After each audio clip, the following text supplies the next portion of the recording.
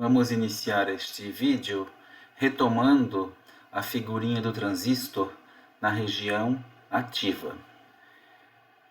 Então aqui nós temos a junção base-emissor. Vejam, aqui está o terminal de base, aqui o de emissor. E aqui a junção base-coletor. Estamos considerando que este é um transistor NPN. Então, quando nós ligamos uma tensão VBE com o mais na base e o menos no emissor, como ele é PN daqui para cá, nós polarizamos diretamente esta junção. Por outro lado, quando colocamos aqui ou conectamos aqui uma fonte de tensão com o mais no coletor e o menos na base, nós vamos polarizar reversamente esta junção. Isto ocasionará o seguinte: como esta junção aqui está polarizada diretamente, os elétrons que estão aqui, porque essa é uma região N, serão acelerados para a região P. Ao chegar na região P, que é estreita e fracamente dopada, que é a base, eles não terão muitos elétrons com quem se recombinar aqui, ou não terão muitas lacunas com quem se recombinar aqui, representadas pela seta preta. Então eles ficarão sobrando aqui, muitos elétrons aqui, sem ter muitas lacunas para se recombinar. Aqui nós temos uma junção reversamente polarizada, porém aqui nós temos um grande potencial positivo imposto pela fonte VCB. Então esses elétrons que estão aqui serão atraídos para o terminal de coletor pelo potencial de coletor.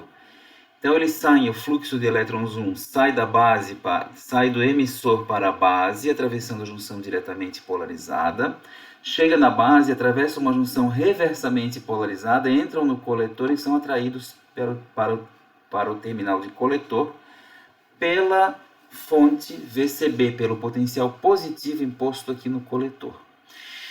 Então vejam só o funcionamento. À medida que eu aumento o VBE, eu impulsiono mais elétrons do emissor para a base. Então, aumentando o VBE, eu aumento o fluxo de elétrons, portanto, aumento a corrente. E essa corrente praticamente toda chegará aqui no coletor. Então, haverá um grande fluxo de elétrons saindo do 1 para o 4, que comporá a corrente de emissor e depois a corrente de coletor. Praticamente todos os elétrons que saem de 1 chegam em 4, apenas uma pequena parcela se recombina na base. Quem que controla esse fluxo de elétrons, que no caso compõe a corrente C e a corrente IE? É a tensão VBE. Quanto maior a tensão VBE, maior será o fluxo de elétrons de 1 para 4. Então, a corrente IE e a corrente IC, que são praticamente iguais, serão dependentes da tensão VBE. Quanto maior a tensão VBE, maior a corrente IE e IC. Ora, mas se eu aumentar o VBE, também eu aumento o IB. Lembrando que o IB é a corrente sobre a junção diretamente polarizada. Então, eu também posso dizer que se eu aumento o IB, eu aumento o IE e aumento o IC. Então, esse é o funcionamento do transistor na região ativa. Variações em VBE provocam variações em IC e IE, ou variações em VBE provocam variações em IB, que por sua vez provocam variações em IE e em IC. Esses fluxos 5 e 6 aqui são compõem os elétrons e lacunas da junção PN reversamente polarizada, já conhecida da gente lá no diodo, né, reversamente polarizado, como sendo a corrente de saturação reversa. Portanto, ela dobra a cada aumento de 10 graus Celsius ou 10 Kelvin na temperatura da junção. Se nós mantivermos o transistor numa temperatura constante e baixa, isso aqui não tem efeito, é desprezível o efeito sobre o funcionamento do transistor.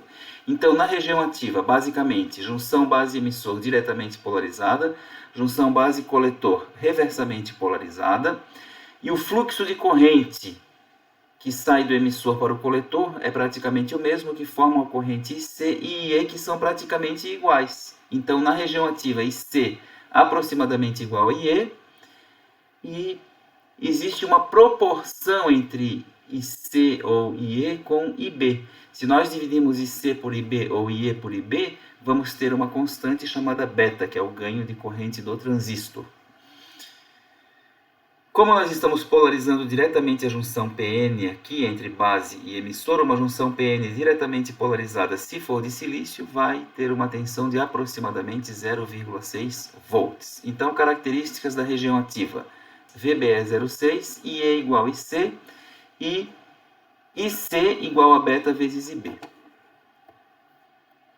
Então, essa era uma revisão que eu queria fazer com vocês do último vídeo.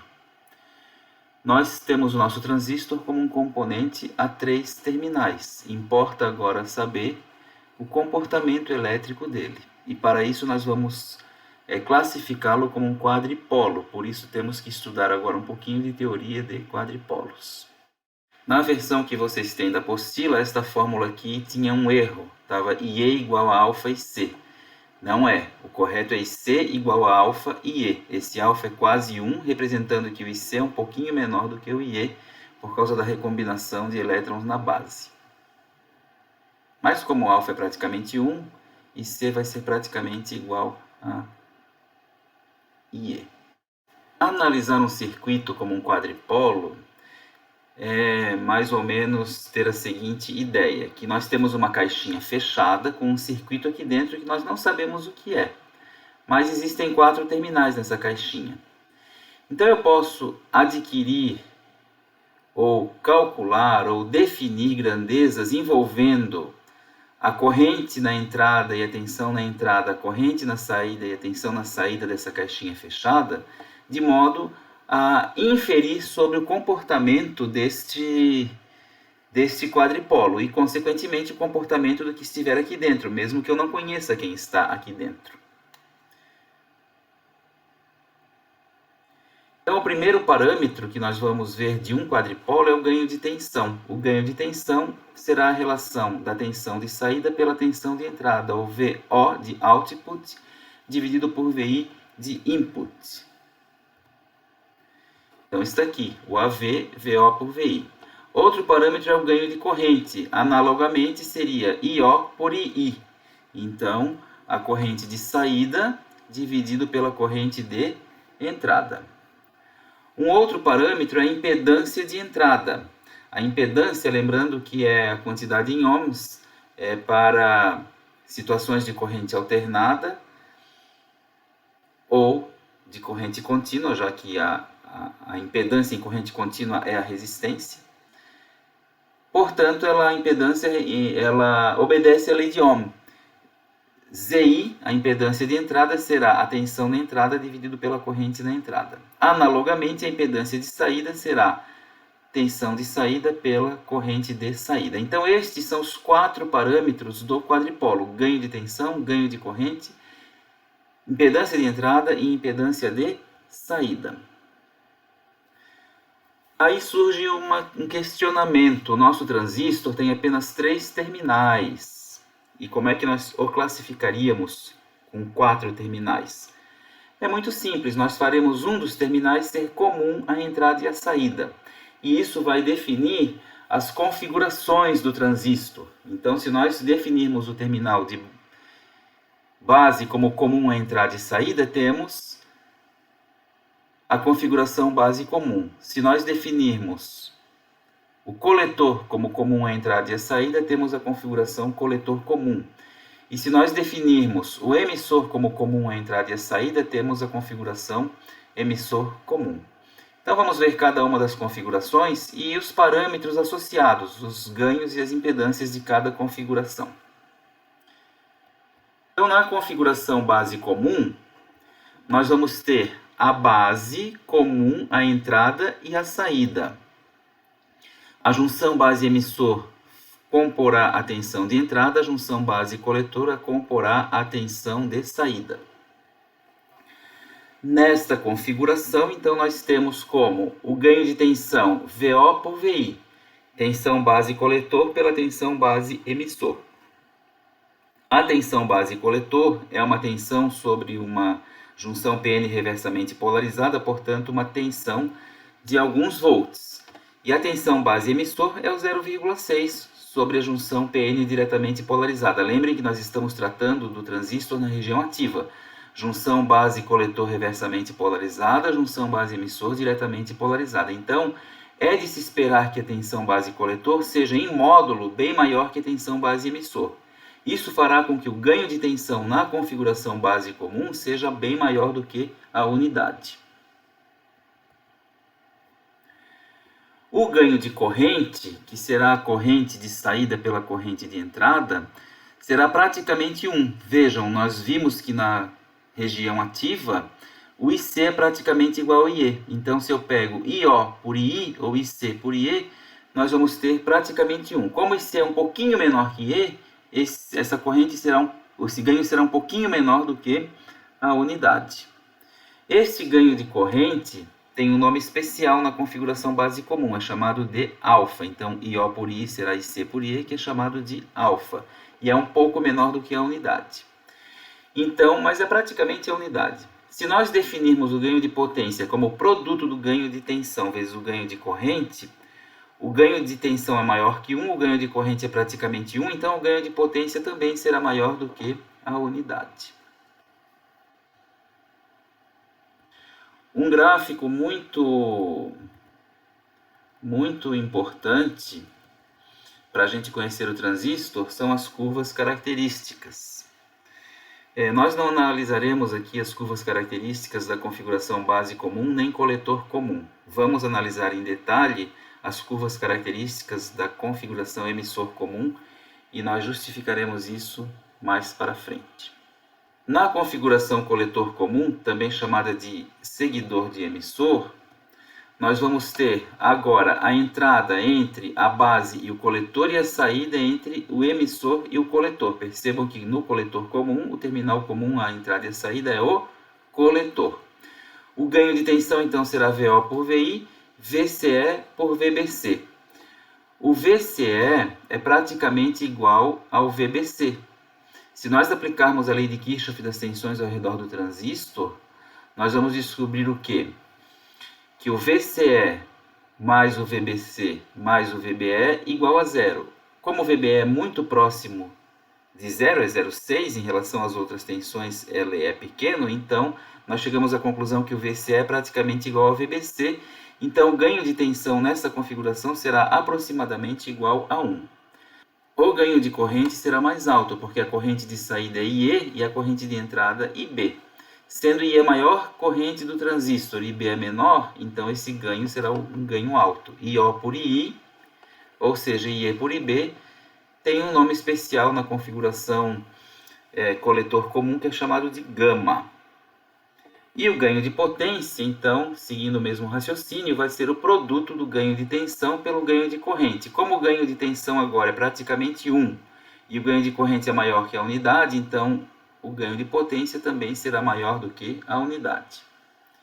Novamente aqui nós temos as curvas características da configuração coletor comum, mas nós não vamos analisá-las. A última configuração é a emissor comum. Nesta configuração, nós temos como entrada os terminais de base e de emissor, e como saída os terminais de coletor e de emissor. Então, na emissor comum, o terminal comum, a entrada e a saída, é o emissor. Vejam só, o ganho de tensão, VO por VI, vai ser VCE por VBE. VCE é uma tensão grande porque ela está entre coletor e emissor e ela inclui o VCB mais o VBE. Ao passo que o VBE é uma tensão pequena porque ela está polarizando a junção base-emissor, portanto é uma tensão da ordem de 0,6 volts. Então, se o VCE é grande e o VBE é pequeno, o VO por VI será um ganho de tensão bem maior do que a unidade. Já o ganho de corrente é IC por IB, sendo IC uma corrente grande, praticamente igual a IE, e IB uma corrente pequena. IC por IB tem um nome especial, que é o beta, que eu já apresentei a vocês lá no vídeo anterior, no estudo do transistor na região ativa. O beta é o ganho de corrente do transistor. Então, nós vamos ter aqui uma corrente alta e uma corrente baixa, uma tensão alta e uma tensão baixa. Então, ambos os ganhos, tanto de tensão quanto de corrente, serão maiores do que a unidade. Se o ganho de tensão e o ganho de corrente, ambos simultaneamente são maiores do que a unidade, o ganho de potência será muito maior do que a unidade. Razão pela qual a configuração emissor comum é a mais utilizada das três, pois ela vai proporcionar o maior ganho de potência ao sinal. O parâmetro beta é chamado também de HFE. Mais para frente nós vamos ver que esse H significa híbrido. E aqui por enquanto vamos só gravar que é H minúsculo, FE maiúsculo, representando que nós estamos tratando do transistor em corrente contínua por enquanto. Agora, como seriam as curvas características? Então, aqui nós temos as curvas características. E aí, para isso, eu vou lançar mão de uma outra figurinha. Aqui nós temos o nosso transistor na região ativa e aqui as curvas da configuração emissor comum. Então, vejam, a entrada do nosso quadripolo em emissor comum são as tensões VBE e a corrente IB. Aqui nós temos o gráfico que relaciona IB com VBE. Como nós temos IB com VBE sobre uma junção PN diretamente polarizada, então isso aqui é uma curva de um diodo diretamente polarizado. IB por VBE são as curvas de entrada do quadripolo transistor em emissor comum. IC por VCE são as curvas de saída do quadripolo transistor em emissor comum. Sendo que as curvas de saída têm uma dependência da variável de entrada IB. Dependendo do IB que nós estabelecemos na entrada, valerá a curva IB1, IB2, IB3. Então vejam só, se eu fixo um VBE tal aqui, que corresponda ao IB2. Então, o que vai valer nas curvas de saída, para as curvas de saída, é a curva da corrente IB2. Aí eu aumento o VCB e, portanto, aumento o VCE. Eu percebo que por aqui o IB praticamente não se altera, nem o IC. Então, não adianta eu aumentar o VCB para aumentar o IC. Lembrando que o VCE é VCB mais VBE. Então, se eu aumentar o VCB, o que eu estou fazendo quando eu aumento o VCB? Eu estou alterando a tensão sobre uma junção reversamente polarizada. Então, se eu aumento o VCB, eu aumento a largura da barreira de depressão dessa junção. Então a corrente vai diminuir. Porém, quando eu aumento o VCB, eu também aumento o campo elétrico, que acelera os elétrons aqui de um lado para o outro. Então, a corrente deveria aumentar. Então, se por um lado o aumento de VCB provocaria uma diminuição da corrente pelo aumento da largura da região de depressão, por outro lado, o aumento do VCB provocaria o aumento da corrente pela aplicação de um campo elétrico mais forte. Então, um efeito compensa o outro e a corrente praticamente não se altera. Então, aumentar ou diminuir o VCB não altera ou diminui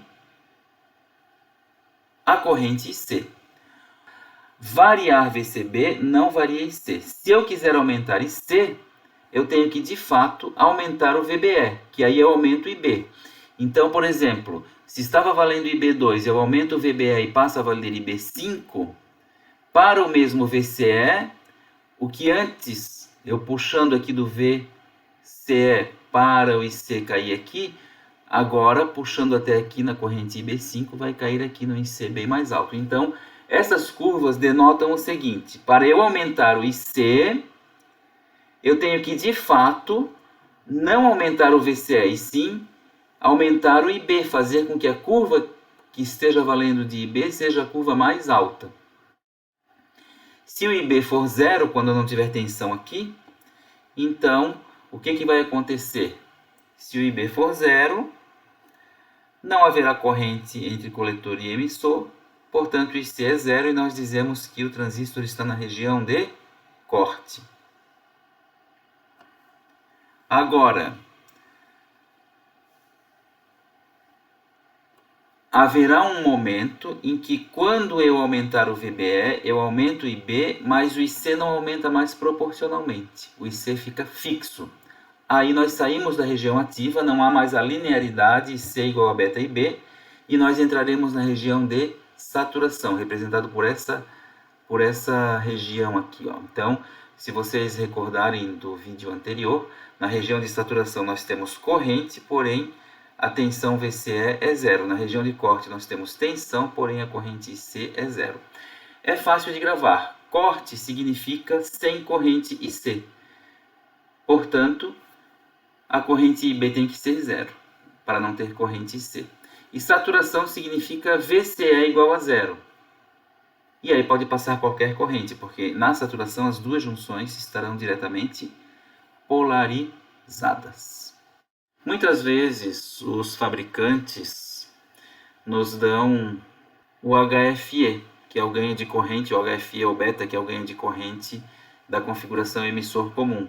Mas eu preciso conhecer o ganho de corrente da configuração base comum, ou alfa, ou o ganho de corrente da configuração coletor comum, ou o gama.